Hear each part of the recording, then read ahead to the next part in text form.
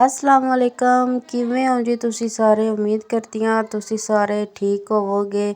अज की साडी जिहड़ी वीडियो है तुसी वेख रहे होवोगे कि अज लैसन दे मुतलक है। लैसन वो चीज़ है जिहड़ी हर घर दे विच जिहड़ी है ना मौजूद होंदी है। लैसन दे बड़े ढेर सारे फ़ायदे हैं ते उस फ़ायदे जिहड़े हैं इंशाअल्लाह एक अलग वीडियो तुहाडे वास्ते बना दित्ती जासी। ते अज दी वीडियो दा जिहड़ा टॉपिक है वो है नाखन दे मुतलक।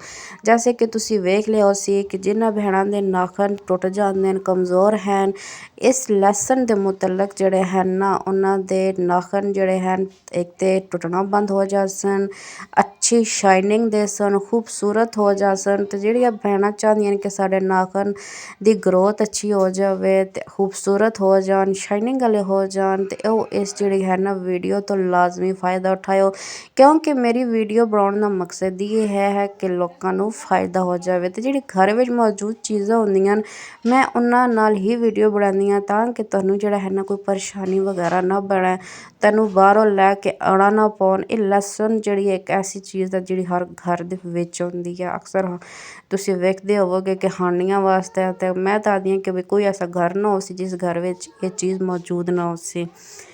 ते तुसीं मेरे चैनल नूं भी सबसक्राइब करना है, अच्छा जिहा कॉमेंट्स भी करना है। अगर तुसीं कोई रैमेडी चाहते हो तो तुसीं मैनूं कॉमेंट्स कर सकते हो, इंशाअल्लाह ताला तुहाडे वास्ते भी बना दित्ती जासी। ते लहसुन नूं जिहड़ा है मैं छिल लिया है, लहसुन नूं अच्छे तरीके नाल छिल लैना ते तुसीं जिहड़ा है लहसुन दे छिलके बिल्कुल रिमूव कर देने ते तुसां सिर्फ एक जिहड़ा है ना लहसुन चाहिदा होना है, ठीक है। उस तो बाद तुसीं जिहड़ा है ना उत्तों इसनूं रिमूव कर देना, थोड़ा इस तरह दा कट लेना। जिहड़ी सेंटर वाली जगह होनी है तुसीं उसनूं जिहड़ा है ना अपने नाखनां दे उत्ते जिहड़ा है ना अच्छी तरीके नाल मसाज करनी है। इंशाअल्लाह ताला तुहाडे नाखनां दी ग्रोथ अच्छी हो जाएगी। नाखन तुहाडे टुटना भी बंद हो जासन ते बड़े शाइनिंग ते खूबसूरत वाले हो जासन। मैं उम्मीद करदी हाँ तुहानूं अज दी वीडियो पसंद आई होसी। नैक्सट वीडियो वास्ते इजाज़त दिओ। अल्लाह हाफिज़।